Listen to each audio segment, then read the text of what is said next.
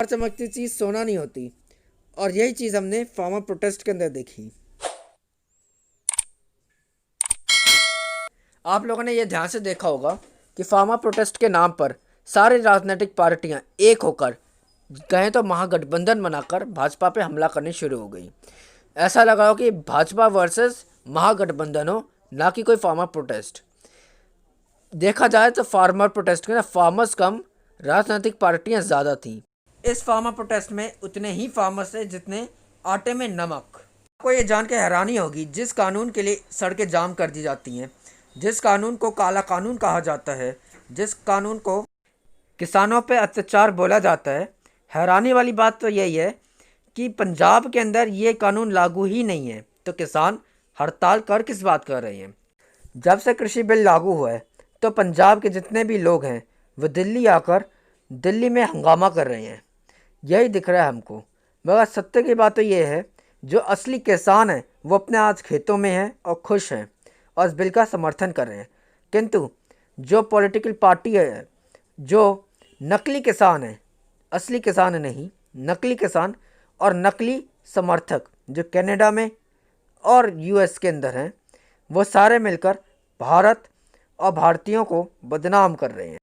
जिस तरीके से एनआरसी और सीएबी के एक आड़ में भारत विरोधी प्रदर्शन हुए, भारत को जलाया गया और हिंदुओं को ही टारगेट करके हिंदुओं की गाड़ियां, हिंदुओं के घर और हिंदुओं को ही मारा गया, उसी तरीके सिर्फ फार्मर प्रोटेस्ट है एक बहाना भारत को फिर से है जलाना।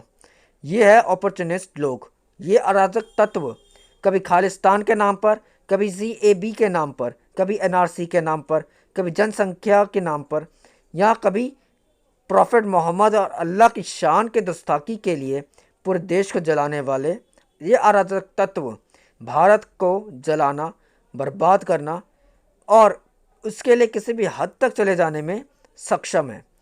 इतने दिनों से जो हंगामा हो रहा था कृषि बिल का कि ये काला कानून है, आज जाके इसके असली पत्ते खुले हैं।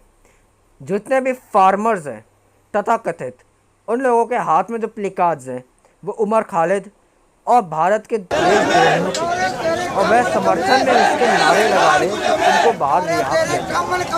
अब आइए असली गेम समझ लें, अब खुले असली पत्ते कि आखिरकार क्या है ये लोग। क्योंकि असली जो किसान है वो खेतों में है, असली किसान जो है उनको इस बिल से कोई भी दिक्कत नहीं है। मगर जिन्हें दिक्कत है इस बिल से वो किसान है ही नहीं, वो तो भेड़ की खाल में भेड़िए है। जैसे सीएए, एनआरसी तो बहाना था, बस देश को जलाना था।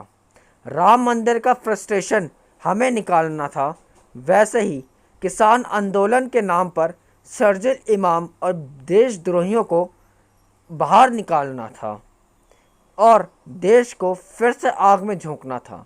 ये थी असली प्लानिंग।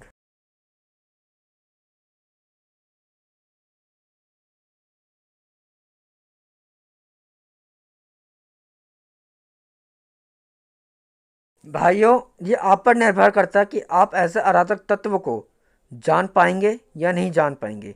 जो आपके बीच में तो रहते हैं, आपके ही जैसे ही हैं, मगर उनकी आइडियोलॉजी आपकी जैसी नहीं है। आज के लिए इतना ही। आपने इतना समय हमें दिया, इसके लिए बहुत बहुत धन्यवाद। अगर आपको ये वीडियो अच्छी लगी है तो कृपया करके लाइक करें, शेयर करें और सब्सक्राइब करें। और सब्सक्राइब जब करें तो ऑल नोटिफिकेशन का बेल अवश्य दबाएं। जय श्री राम।